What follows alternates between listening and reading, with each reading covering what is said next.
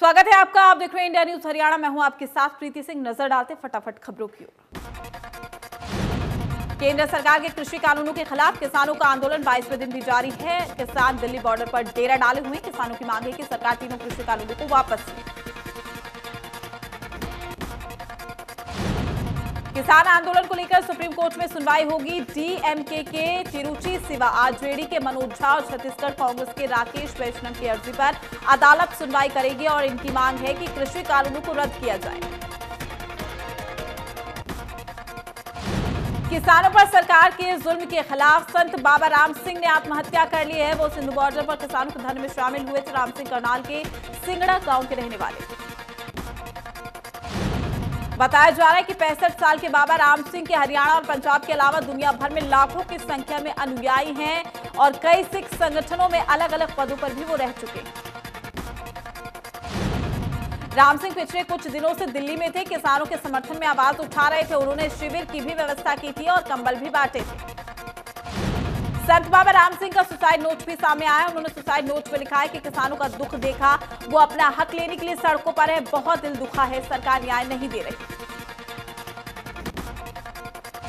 संत बाबा राम सिंह का शुक्रवार को अंतिम संस्कार किया जाएगा। इससे पहले करनाल की कल्पना चावला मेडिकल अस्पताल में उनका पोस्टमार्टम हुआ है। पोस्टमार्टम के बाद बड़ी संख्या में श्रद्धालु की मौजूदगी में संत बाबा राम सिंह के शव को सिंगला गांव ले जाया गया।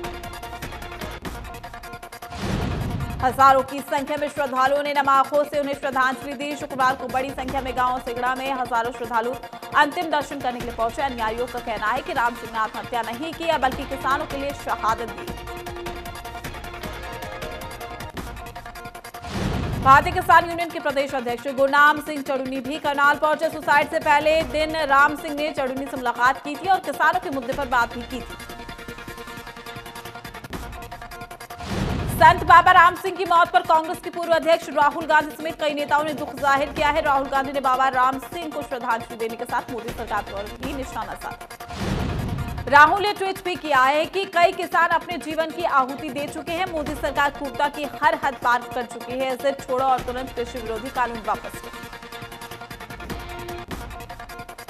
राज्यसभा सांसद रामचंद्र जागड़ा ने कृषि कानूनों को लेकर कहा है कि स्वामी विवेकानंद ने कहा है कि सत्य का पहले विरोध किया जाता है, बाद में मजाक उड़ाया जाता है और फिर उसके बाद उसे स्वीकार कर लिया जाता है।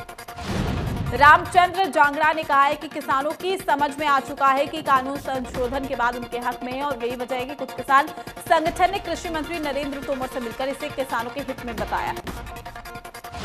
जागड़ा ने कांग्रेस को निशाने पर लेते हुए कहा कि आंदोलन के बहाने कांग्रेस ने कद को बड़ा करने में पूरी ताकत लगा दी है। सही मायने में तो कांग्रेस के सामने चुनौती है कि वो देश भर में मिल रहे मोदी के समर्थन को कैसे अपनी तरफ आकर्षित करें। यमुनानगर में बीजेपी के मंडल कार्यकर्ता प्रशिक्षण शिविर में बीजेपी प्रदेश अध्यक्ष ओपी धनखड़ पहुंचे। उन्होंने कार्यकर्ताओं से कई मुद्दों पर बातचीत की है। कहा है कि किसान संगठन की शंकाएं थी दूर हो चुकी है। ओपी धनखड़ ने कहा है कि अब किसान संगठन ने तय करना होगा कि कई आंदोलन कई बार वापस ले गए हैं। आंदोलन वापसी में भी उन संगठन की ताकत होती है। धनखड़ ने कहा है कि जो पड़ोस के राज्य है, किसान हितैषी होने का ढोंग तो करते हैं लेकिन खरीदारी नहीं करते। राजस्थान और यहां का भाव भी देखिए।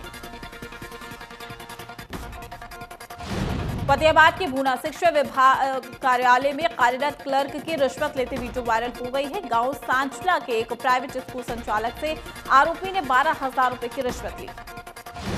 क्लर्क ने 20,000 मांगे लेकिन 12,000 में डील फाइनल करने का आरोप लगा है। कोरोना काल में बंद पड़े प्राइवेट स्कूल खोलने की एवज में रिश्वत ली गई है। क्लर्क ने स्कूल संचालक से कहा कि रिश्वत नहीं दोगे तो अधिकारी छापा मारेंगे।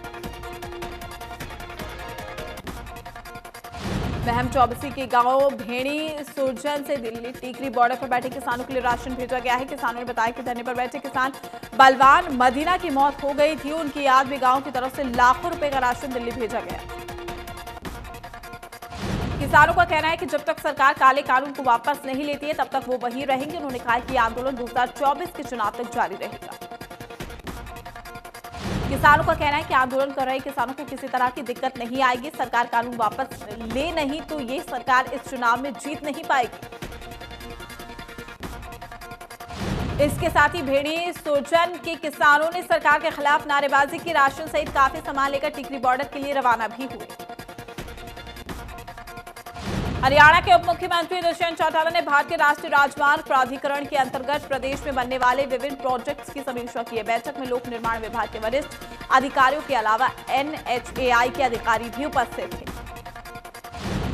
वीडियो कॉन्फ्रेंसिंग के माध्यम से कई जिलों के उपायुक्त भी इस बैठक से जुड़े हुए थे, जिनके पास लोक निर्माण विभाग का प्रभार है और उन्हें 2 दिन पहले नई दिल्ली में केंद्रीय सड़क परिवहन मंत्री नितिन गडकरी से मुलाकात की थी। मुलाकात के दौरान उन्होंने प्रदेश में NHAI के अंतर्गत चल रहे कई प्रोजेक्ट्स के निर्माण कार्यों को तेज करने और कुछ नए प्रोजेक्ट्स को चालू कराने के बारे में विस्तार से बातचीत की। इन्हीं प्रोजेक्ट्स की समीक्षा के संदर्भ में उन्होंने कहा है कि वो भविष्य में त्रिमासिक बैठक की अध्यक्षता करेंगे, जबकि विभाग के अतिरिक्त मुख्य सचिव अधिकारियों की मासिक बैठक लेंगे। हरियाणा के उप मुख्यमंत्री दुष्यंत चौटाला ने पिछले दिनों 1 एकड़ से अधिक और 2 एकड़ से कम क्षेत्र वाली रजिस्ट्रियों में जिनके 1 से अधिक भागीदारों के नाम रजिस्ट्री की गई, उनकी रिपोर्ट की तलब की। सभी उपायुक्तों को 1 सप्ताह में रिपोर्ट भेजने के आदेश दिए गए हैं। उन्होंने अधिकारियों को यह भी निर्देश दिए हैं कि वो 31 दिसंबर 2020 तक प्रदेश में जमीनों की रजिस्ट्री में आने वाली सभी बाधाओं को दूर कर दें, ताकि 1 जनवरी 2021 से होने वाली रजिस्ट्री समुचित ढंग से हो सके। उन्होंने रजिस्ट्री की नई प्रक्रिया को राजस्व में वृद्धि करने वाली बताया और कहा कि राज्य के लोग भी इस पारदर्शी प्रणाली से खुश हैं। उन्होंने अधिकारी को निर्देश दिए कि शहरी स्थानीय निकाय के अंतर्गत आने वाले सभी संपत्तियों की आगामी 28 फरवरी 2021 तक प्रॉपर्टी ID तैयार कर दें।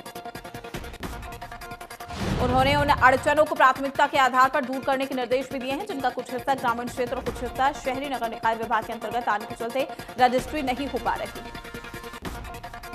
इसके साथ ही विदेशों में रहने वाले NRI द्वारा अपनी संपत्ति बेचने के लिए पासपोर्ट का प्रयोग IT के तौर पर करने के बारे में भी अधिकारी को निर्देश भी दिए गए।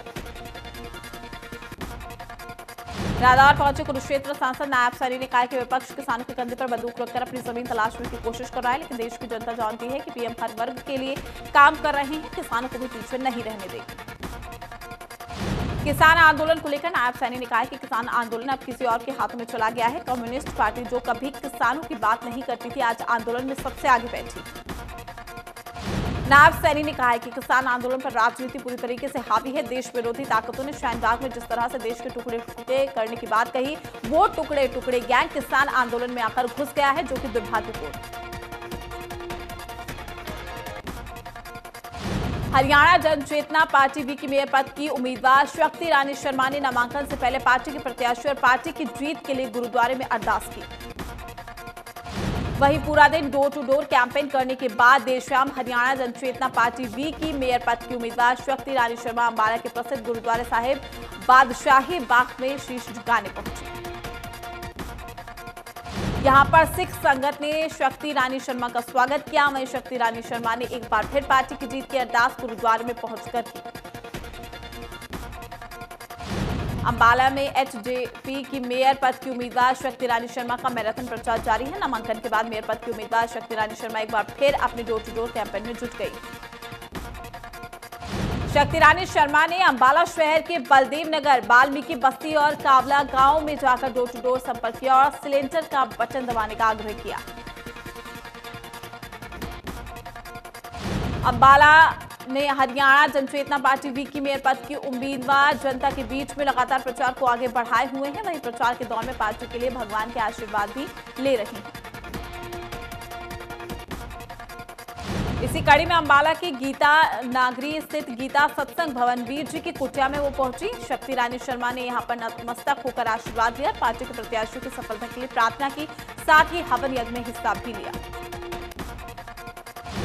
अंबाला में हरियाणा जनचेतना पार्टी V की मेयर पद की उम्मीदवार शक्ति रानी शर्मा ने नामांकन दाखिल करने के तुरंत बाद ताबड़तोड़ प्रचार में जुट गई हैं। शक्ति रानी शर्मा ने नामांकन के तुरंत बाद अंबाला के मनमोहन नगर में खुद के लिए और पार्टी के प्रत्याशियों के लिए वोट भी मांगे।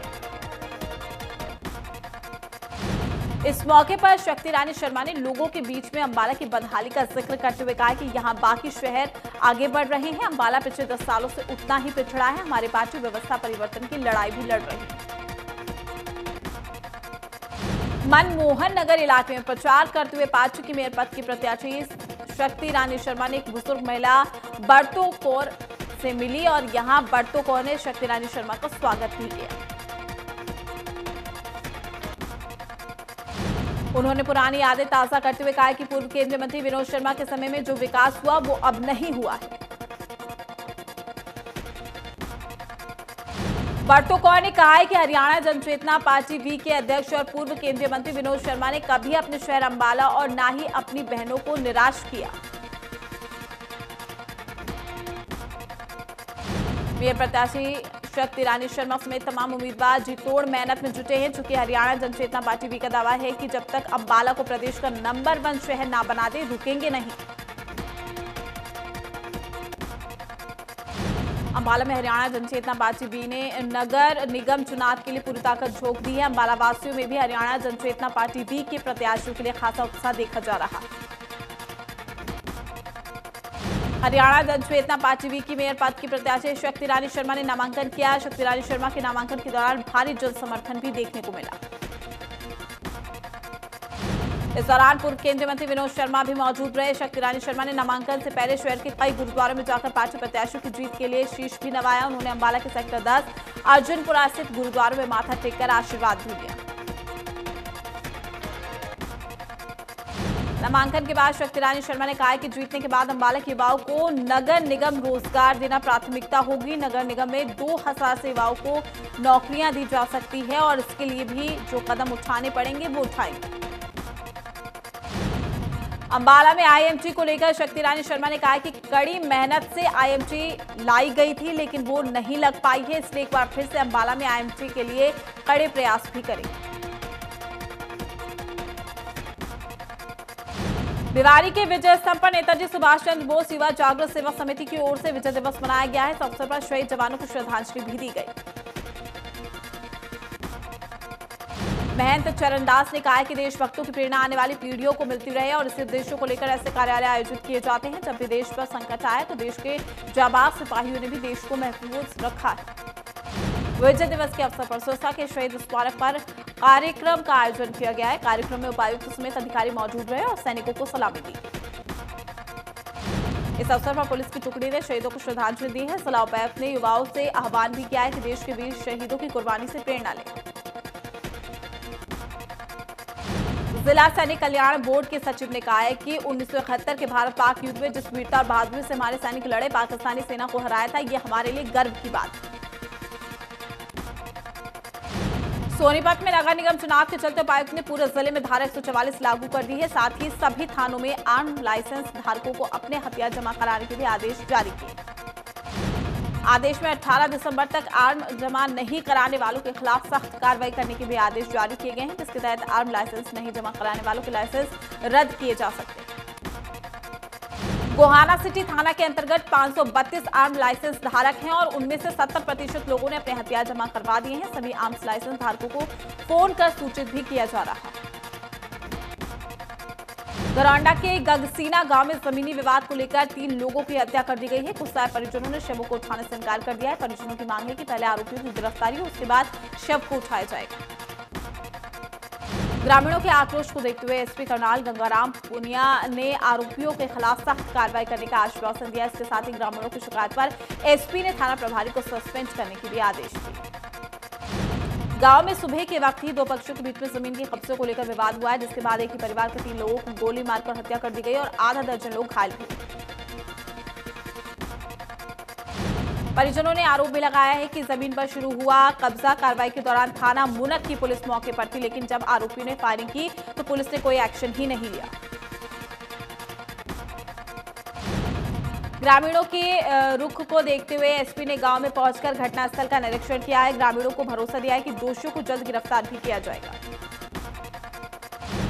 फरीदाबाद में अब सरकारी अस्पताल अटल बिहारी वाजपेयी अस्पताल के नाम से जाना जाएगा। अब जब ये अस्पताल बादशाह खान के नाम से जाना जाता था, सरकार ने अस्पताल का नाम भी बदला। इससे पहले सरकार अधिग्रहण किए गए गोल्डफील्ड अस्पताल का भी नाम बदल चुकी है। अस्पताल का नाम अटल बिहारी वाजपेयी के नाम पर रखा गया है। सिरसा में लॉयंस क्लब जागृति नेकी की दीवार एक बार फिर से शुरू हो गई है। ये दीवार आम आदमी के कल्याण का काम करेगी। एक तरह से ये जनता के लिए और जनता के द्वारा का कंसेप्ट। आम लोग इस दीवार पर अपना गैर जरूरी सामान छोड़ जाएंगे और बिना किसी रोक टोक के जरूरतमंद व्यक्ति इस सामान को अपने लिए ले जा सकेगा। कपड़े, जूते, खिलौने, बर्तन के साथ साथ बाकी चीजें जो किसी के लिए अनुपयोगी है वो किसी जरूरतमंद के लिए उपयोगी सिद्ध होगी। क्लब के चार्टर प्रधान ने बताया है कि लॉकडाउन की वजह से नेकी की दीवार कुछ समय के लिए बंद करनी पड़ी। कैथल में शुगर मिल के चीफ इंजीनियर श्रीदकी की ओर से बड़ी गाड़ियों पर रिफ्लेक्टर लगाकर किसानों और अन्य वाहन चालकों को खतरे से बचाने की कोशिश की गई। श्रीदकी ने बताया है कि बढ़ती सर्दी और धुंध को देखते हुए वाहनों पर रिफ्लेक्टर लगाए गए हैं। साथ ही वाहन चालकों को जिला प्रशासन ने नियमों के बारे में जानकारी दी और उसे मानने की अपील की। उन्होंने कहा कि आने वाले समय में ठंड के चलते कोहरे का खतरा बन सकता है, जिससे निपटने के लिए वाहन चालकों को सरकार द्वारा जारी नियमावली को ध्यान में रखते हुए अपनी गाड़ी को धीमी गति से चलाएं। पहाड़ी इलाकों में लगातार बढ़ रही बर्फबारी का सीधा असर अब दिल्ली एनसीआर के इलाकों में भी देखने को मिल रहा है। गुरुग्राम में तापमान में लगातार गिरावट नोट की जा रही है। गुरुग्राम में 14 डिग्री सेल्सियस तक तापमान रहा। कोहरे की सफेद चादर भी पूरे शहर पर छाई रही है। मौसम विभाग की माने तो अगले कुछ दिनों तक इसी तरह से मौसम ठंडा रहने वाला है। तापमान में भी गिरावट लगातार जारी है। रेवाड़ी में सड़कों पर सीजन का पहला घना कोहरा छा रहा। कोहरे के चलते वाहन चालकों को काफी परेशानी हुई। लाइट जलाकर सड़कों पर रेंगते हुए वाहनों के साथ दुर्घटनाओं की आशंका भी बढ़ गई है। कोहरे के साथ साथ बढ़ती ठंड ने लोगों का जीना भी मुहाल कर दिया। केरल में धुंध और कोहरा पड़ना शुरू हो गया है, जिससे वाहनों की रफ्तार धीमी हो गई है। सड़क पर चलने वाले वाहन चालकों को घने कोहरे में काफी दिक्कत आ रही है। करनाल में ट्रॉली से 16 साल के किसान की गिरने से मौत हो गई। किसान को अज्ञात वाहन चालक ने कुचल दिया। 16 साल के किसान पंजाब के नवाज शहर से दिल्ली ट्रॉली से जा रहा था। जैसे ही नमस्ते चौक पर पहुंचा तो वो नीचे गिर गया। वाहन ने उसे कुचल दिया। पंचकुला बार एसोसिएशन के बैनर तले वकीलों का धरना प्रदर्शन जारी। प्रदर्शनकारियों ने कोर्ट परिसर के बाहर सड़क पर जाम लगाकर जमकर नारेबाजी की। इनका आरोप है कि सेशन जज वकीलों को तंग करते हैं और उनके साथ दुर्व्यवहार भी किया जाता है। प्रदर्शनकारियों की माने तो वकीलों के प्रति सेशन जज का रवैया ठीक नहीं। बार एसोसिएशन प्रधान सतीश कादियान ने बताया कि कोर्ट के सभी वकील सेशन जज के रवैये से परेशान हैं, जिसके चलते उन्होंने कोर्ट परिसर के बाहर सड़क पर जाम लगाकर नारेबाजी की। स्वास्थ्य विभाग भिवानी ने कोविड महामारी के खिलाफ अपनी लड़ाई को मजबूत करते हुए भिवानी में कोविड जांच के लिए मॉलिक्यूलर लैब की स्थापना की। अब कोरोना जांच चौधरी बंसीलाल नागरिक अस्पताल में भी हो पाएगा। भिवानी में स्थापित आरटी-पीसीआर लैब में 1000 सैंपल प्रतिदिन जांच की क्षमता है, जिसे आने वाले कुछ दिनों में बढ़ाकर 2000 तक कर दिया जाएगा। सीएमओ ने बताया कि आरटी-पीसीआर टेस्ट के लिए पहले जांच के सैंपल रोहतक और अग्रोहा मेडिकल कॉलेज में भेजे जाते थे, जिससे आने जाने का खर्च और काफी समय लगता था, लेकिन अब समय पर भी जांच हो पाएगी। इस मौके पर मुख्य चिकित्सा अधिकारी ने बताया कि भिवानी के सभी सीएचसी और पीएचसी केंद्रों पर कोरोना टेस्ट के लिए सैंपल लिए जा रहे हैं। शिक्षा विभाग के निर्देशों पर स्कूलों में जाने वाले बच्चों के टेस्ट किए जा रहे हैं।